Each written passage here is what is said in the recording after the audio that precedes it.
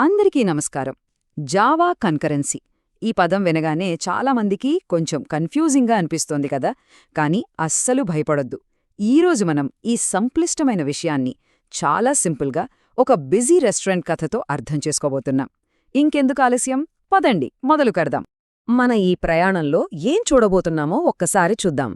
ముందుగా అసలు మనకు చాలామంది వర్కర్స్ అంటే థ్రెడ్స్ ఎందుకు అవసరమో తెలుసుకుందాం. ఆ తర్వాత మన రెస్టారెంట్ కథలోకి వెళ్ళి సింక్రనైజేషన్ అంటే ఏంటో చూద్దాం. అక్కడి నుంచి థ్రెడ్స్ ఒకదానితో ఒకటి ఎలా మాట్లాడుకుంటాయో, సిస్టమ్ ఫెయిల్ అయినప్పుడు ఎలాంటి సమస్యలొస్తాయో, వాటినెలా నివారించాలో కూడా చర్చిస్తాం. చివరగా నేర్చుకున్నదంతా ఒక్కసారి రివైజ్ చేసుకుందాం. సరే, మనం మొదటి విభాగానికి వచ్చేద్దాం. చాలామంది కార్మికుల అవసరం. అసలు ఈ కన్కరెన్సీ అనే కాన్సెప్ట్ ఎందుకింత ముఖ్యం? ప్రోగ్రామింగ్లో ఒకేసారి చాలా పనులు చేయాల్సిన అవసరం ఏమొచ్చింది?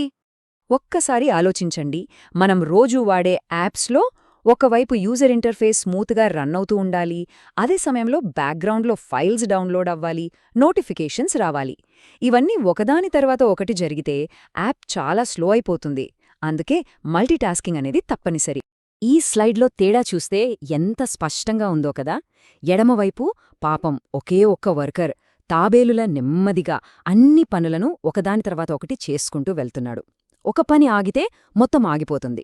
కానీ కుడివైపు చూడండి, చాలా మంది వర్కర్స్ అంటే మల్టిపుల్ థ్రెడ్స్ కలిసి రాకెట్ స్పీడ్తో పనులను సమాంతరంగా పూర్తి చేస్తున్నాయి. దీనివల్ల ప్రోగ్రాం ఎప్పుడూ ఫాస్ట్గా, రెస్పాన్సివ్గా ఉంటుంది. ఓకే, ఎక్కువ థ్రెడ్లుంటే వేగంగా ఉంటుందని అర్థమైంది. కానీ ఇంతమంది ఒకేసారి పనిచేస్తుంటే ఒకరినొకరు డిస్టర్బ్ చేసుకోకుండా ఎలా ఉంటారు? సమన్వయం కావాలి కదా. అక్కడే మన రెస్టారెంట్ కథ మొదలవుతుంది. ఈ కథతో సింక్రొనైజేషన్ అనే కాన్సెప్ట్ను చాలా ఈజీగా అర్థం చేసుకోవచ్చు. మన కథలో ఒక షేర్డ్ రిసోర్స్ అంటే చాలా థ్రెడ్స్ ఒకేసారి వాడాలనుకునే ఒక వస్తువు లేదా డేటా ఉంటుంది కదా. దాన్ని మనం ఒక పెద్ద రెస్టారెంట్లా ఊహించుకుందాం. మరి ఆ రెస్టారెంట్కి వచ్చే కస్టమర్లే మన థ్రెడ్స్ అన్నమాట. అంటే ఒక సింక్రనైజ్డ్ మెథడ్ అనేది ఆ రెస్టారెంట్లో ఉండే ఒక స్పెషల్ ప్రైవేట్ డైనింగ్ రూమ్ లాంటిది. దాని రూలేంటంటే ఎట్ ఎ టైం ఒక్క కస్టమర్ మాత్రమే లోపల ఉండగలరు. ఒక కస్టమర్ లోపలికి వెళ్లగానే డోర్ లాక్ అయిపోతుంది. అతను బయటకొచ్చే వరకు ఇంకెవరూ లోపలికి రాలేరు. సరే, ఈ యాక్సెస్ను ఎవరు కంట్రోల్ చేస్తారు? అదే మానిటర్, లేదా సింపుల్గా చెప్పాలంటే లాక్. మన రెస్టారెంట్ భాషలో చెప్పాలంటే ఆ ప్రైవేట్ రూమ్కి ఉండే ఒకే ఒక్క తాళంచెవి. ఏ కస్టమర్ అంటే ఏ థ్రెడ్ దగ్గరైతే ఆ తాళంచెవి ఉంటుందో వాళ్ళు మాత్రమే ఆ రూంలోకి వెళ్లగలరు. ఇప్పటిదాకా అంతా బానే ఉంది. కానీ ఒక థ్రెడ్ పని మధ్యలో ఆగిపోయి ఇంకో థ్రెడ్ హెల్ప్ కావాల్సొస్తే పరిస్థితేంది? అవి ఒకదానితో ఒకటి ఎలా కమ్యూనికేట్ చేసుకుంటాయి? దీన్ని కూడా మన రెస్టారెంట్ కథతోనే తెలుసుకుందాం. ఈ కథను స్టెప్ బై స్టెప్ చూద్దాం.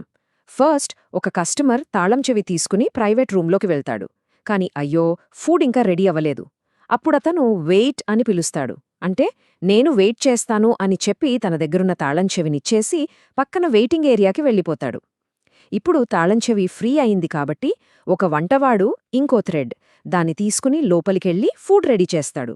పని పూర్తయ్యాక బయటకు వెళుతూ నోటిఫై అని పిలుస్తాడు. అంటే వెయిట్ చేస్తున్న వాళ్లలో ఒకరికి ఫుడ్ రెడీ అని సిగ్నల్ ఇస్తాడు. ఇది చాలా ఫన్నీగా, సింపుల్గా ఉంటుంది చూడండి.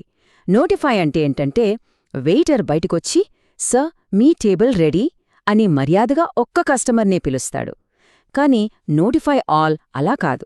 వెయిటర్ బయటకొచ్చి ఏ టేబుల్ ఖాళీ అని గట్టిగా అరుస్తాడు. అంతే, వెయిట్ చేస్తున్న వాళ్లందరూ ఆ ఒక్క తాళం చెవి కోసం పోటీపడతారు.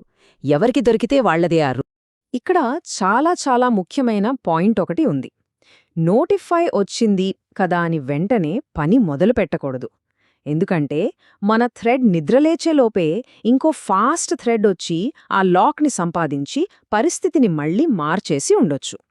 అందుకే ఎప్పుడూ వైల్ లూప్లో మనకు కావలసిన కండిషన్ నిజంగా నెరవేరిందో లేదో మళ్లీ చెక్ చేసుకోవాలి.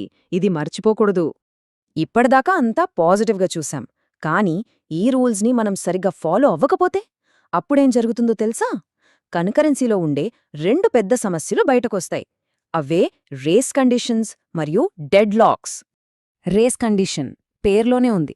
సింపుల్గా చెప్పాలంటే రెండు థ్రెడ్లు ఒకే వనరు కోసం పోటీ పట్టమన్నమాట. ఏ థ్రెడ్ ఎప్పుడు ఎగ్జిక్యూట్ అవుతుందో మనం చెప్పలేం. ఈ టైమింగ్ తేడా వల్ల ప్రోగ్రామ్ రిజల్ట్ ఒక్కోసారి ఒక్కోలా వస్తుంది. ఇది చాలా ప్రమాదకరమైన బగ్. ఈ ఉదాహరణ చూస్తే మీకు క్లియర్గా అర్థమవుతుంది. స్టెప్ 1 థ్రెడ్ ఏ కౌంటర్ వాల్యూ 0 అని చదివింది. అదే టైంలో స్టెప్ 2 థ్రెడ్ బి కూడా 0 అనే చదివింది. ఇక్కడే ప్రాబ్లం స్టార్ట్ అయింది. ఇప్పుడు రెండూ 0+1=1 అని లెక్క కడతాయి. చివరికి రెండూ ఒకేసారి 1 అని రాస్తాయి.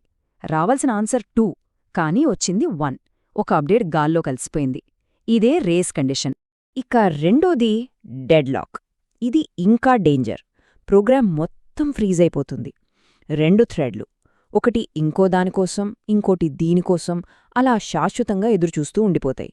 ఎవ్వరూ ముందుకు కదనరు. ప్రోగ్రాం అక్కడితో ఆగిపోతుంది. ఈ విల్మా బెట్టీ కథ చూడండి. విల్మా దగ్గర ఒక లాక్ ఉంది, కానీ తన పని పూర్తి చేయడానికి బెట్టీ దగ్గరున్న లాక్ కావాలి. అదే సమయంలో బెట్టీ దగ్గర ఇంకో లాక్ ఉంది, కానీ తనకి విల్మా దగ్గరున్న లాక్ కావాలి. ఇద్దరూ ఒకరికోసం ఒకరు ఎదురుచూస్తూ అలానే ఉండిపోతారు. ఇదే డెడ్లాక్. అయ్యో, ఇన్ని సమస్యలున్నాయా అని భయపడకండి.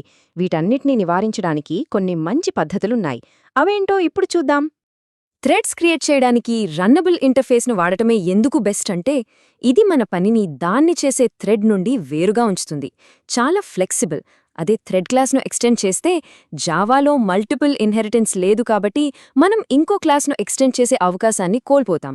సో ఎప్పుడూ రన్నబుల్ వాడటానికే ప్రిఫరెన్స్ ఇవ్వాలి. ఇది కూడా చాలా సింపుల్. మొత్తం మెథడ్ను సింక్రొనైజ్ చేయడమంటే మొత్తం రెస్టారెంట్ని లాక్ చేసినట్టు. అనవసరంగా మిగతా వాళ్లు కూడా వెయిట్ చేయాలి. దానివల్ల పని నెమ్మదిస్తుంది. అదే సింక్రొనైజ్డ్ బ్లాక్ వాడితే కేవలం ఏ కోడ్ భాగానికి రక్షణ కావాలో అంతవరకే లాక్ చేసినట్టు. దీనివల్ల పర్ఫార్మెన్స్ చాలా మెరుగుపడుతుంది. సరే, మనం చివరికి వచ్చేస్తున్నాం. ఇప్పటిదాకా మనం నేర్చుకున్న ముఖ్యమైన విషయాలన్నింటినీ ఒక్కసారి చకచక రివైజ్ చేసుకుందామా? ఒక్కసారి గుర్తు చేసుకుందాం.